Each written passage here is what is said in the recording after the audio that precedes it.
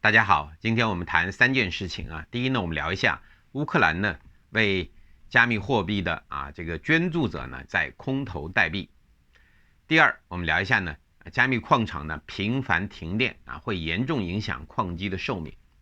那第三呢，我们聊一下呢目前海外的矿业呢碰到了一个问题就是呢有钱给人做维修，但是呢找不到人好，让我们继续区块链日记。今天的时间是2022年的3月3日北京时间早上的5点26分。今天是区块链日记的1325期。先说第一件事情我们知道呢乌克兰战争这两天呢还是非常的紧张。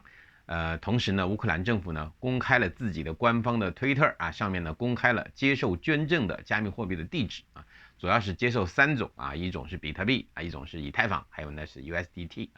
是3种加密货币。那目前呢已经呢接受到将近5000万美元以上的捐款，是这样的情况。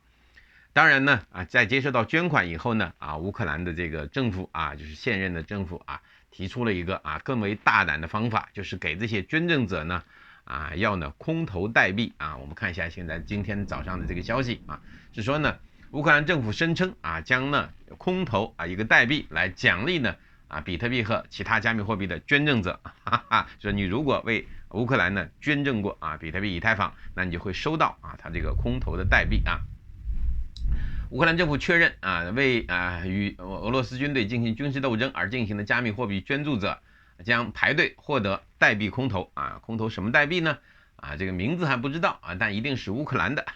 一个乌克兰政府认可的一个代币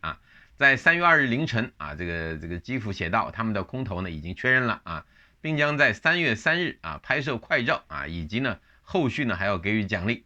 另外呢这个有一些加密货币的研究公司也表示，与此同时呢使用乌克兰的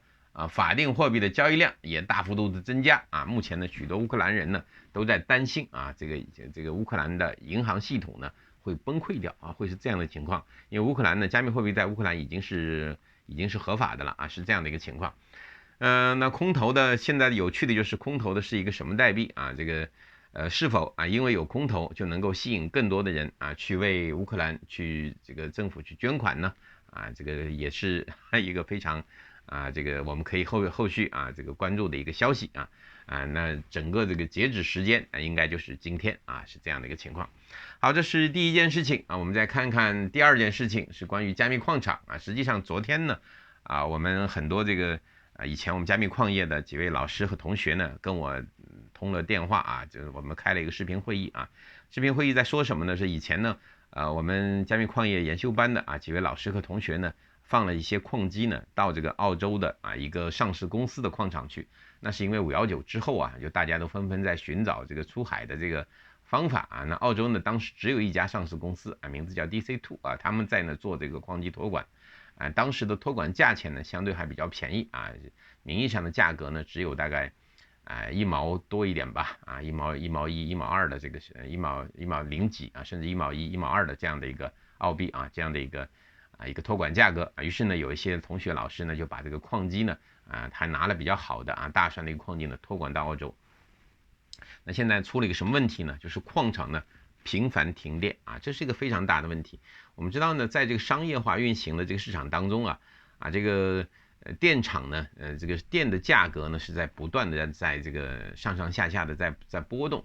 特别是每天呢有2个高峰期一个呢是在上午是在早上，一个呢是在傍晚有2个高峰期。那同时呢在一年当中呢会有几个时间点呢这个电价是非常贵的。那这个时候呢电厂呢可能都需要这个类似于拉闸限电这样的一个情况吧，或者是电厂直接把它的电呢愿意发到电网去，那一些用户呢也会一定程度上会限电在这个状态下呢就要看当时的这个矿场呢和这个供电方签的一个什么类型的协议了那现在的情况是什么呢？这个 DC2 呢经常每天当中都要停几次电这个有的时候是1分钟之内有的时候呢停几个小时但总的来说呢这个多次的这种停电就是因为在后台你在这个矿池里面能够看到它的工作的状态当然停电时间长看得出，停电时间短还不一定看得出。但是呢这种频繁的停电呢会导致整个的这个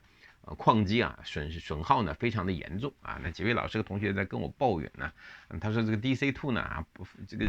几乎3天2头停电，有的时候都不是3天2头，一天都要停几次啊。那这个导致矿机呢损坏的非常严重啊。矿机损坏呢，我们知道这个大蒜的一个矿机啊，如果频繁停电的话，这个矿机损坏呢就要有相应的配件这个修理啊。而修理呢，现在面临的一个非常大的问题是什么？在海外呢就是没有修理人员啊，这个修理人员。这是个非常大的问题。其实矿机还是蛮简单的啊，只有几个东西啊，一个呢是这个电源啊，一个呢是这个控制板啊，还有一个就3块算力板呢啊，就几块算力板吧。然后呢为了给算力板散热，有一个风扇，就这么简单的几样东西。但是呢这个矿场呢缺乏维修人员，因为海外的这些这个技术工人啊，以前呢真的没有怎么接触过矿机，于是呢矿机呢这个第一批出海或者早先出海的朋友碰到非常大的问题是没有人会修理啊，没有人会修理呢。虽然矿场号称会提供相应的维修但是呢换一根线就要收这个几百上千澳币，而且还不一定换得好他们跟我抱怨说是呢有这个DC2 呢收了这个维修的费用但是上去换的时候呢这个就收了$1000澳币就换了2个这个电风扇其他的什么都干不了这个非常大的影响在这种状态下呢大家也在寻找有谁能在这个矿场旁边还能给大家做维修呢但是到现在为止找不到人员是这样的非常大的情况。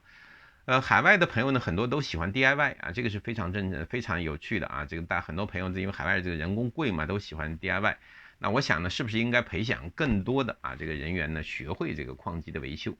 其实呢，你如果不管你是家庭矿场也好，还是自己做小矿场也好，还是做这个大型的矿场也好，这个维修团队是一个非常重要的团队。如果维修团队建立不起来呢，你整个矿场呢不管你家里也好还是这个大型矿场也好，你都会面临着非常大的问题那现在呢，如何建立维修团队维修团队如果完全作为这个矿场内部的员工的话呢，成本也会非常高。所以呢，维修团队呢最好是社会化的，而且最好是会玩矿机的朋友呢，每个人都会做一些简单的维修其实通常的维修是非常简单的这个特别是换一些东西，这是太简单了可能做到呢就是说换芯片这个级别呢相对比较难度大一点。通常的维修换这个部件呢，这个是非常容易的事情所以接下来呢，可能在我们的加密矿业的研修班里面，我们要重点谈一下怎么样做矿机维修这件事情了这件事情呢，我觉得呢，就是我们国内的朋友如果在海外矿机布局的话呢，这个维修的事情呢，一定要事先呢做好安排。而海外呢进行矿场安排的朋友呢，这个维修的事情呢，维修的团队呢，也应该及早培养。这件事情呢难度并不大一个有经验的师傅可能半天一天就可以保证就是你的这个哪怕远程教你都能够教会你。但是呢真的是就是要做这件事情的朋友呢，真的还是要自己学一下否则的话呢，你可能这个一下子花这个几千块钱几百块钱去换一个东西要等好多天都等不到实际上海外经常会碰到这样的情况我们在澳洲也是，你可能等一个电工去做一个什么事情可能要等2个礼拜然后都没有办法去把它完成。其实可能是很简单的一个事情当然这个在澳洲动电呢还必须要有 license但是矿机维修不是这个样子的。矿机维修呢一定程度上是只要有这个相应的培训的能力就一定程度上就可以做矿机维修是这样的一个情况。好，这是关于加密矿业的这个最近我发现的看到的一些问题这可能是加密矿业全球布局当中非常重要的一个环节。这个环节如果解决不了的话呢，加密矿业的这个发展呢可能会碰到非常大的瓶颈。我想接下来呢可能我们会专门搞一个证书是关于加密矿业的维修的事情，或者在我们的加密矿业班里面专门再谈一下跟维修相关的事情。对我们的加密矿业班呢接下来呢这一期呢我们可能会进行一些重点的调整调整到更符合市场发展的一个客观情况。好，这是关于这个矿场和矿机可能碰到的一些问题。当然今天还有一些比较有趣的事儿，比如像狗狗币这个马斯克又在吹麦当劳呢，到底有个反应，你是啥反应呢？我们知道这个故事已经讲了一段时间了这个麦当劳呢似乎对狗狗币的事儿呢还没有给出个确切的回应，还在那里好的，我们看一下今天数字货币市场的情况吧我们打开来比特币20小时是跌了0.56%，目前价格是43788.62啊。以太坊2小时跌了0.58%，目前价格是2941.72啊。BNB 2小时呢微涨了0.71%，目前价格是408.2。稳定币的价格呢，稳定币的数量呢都在快速增加。现在 USDT 呢，它的总市值啊又排到了第3位啊。目前的 USDT 的总市值呢已经达到了将近800亿啊。好的，让我们继续来关注新技术的发展，一起来关注新技术带给我们生活的改变。谢谢。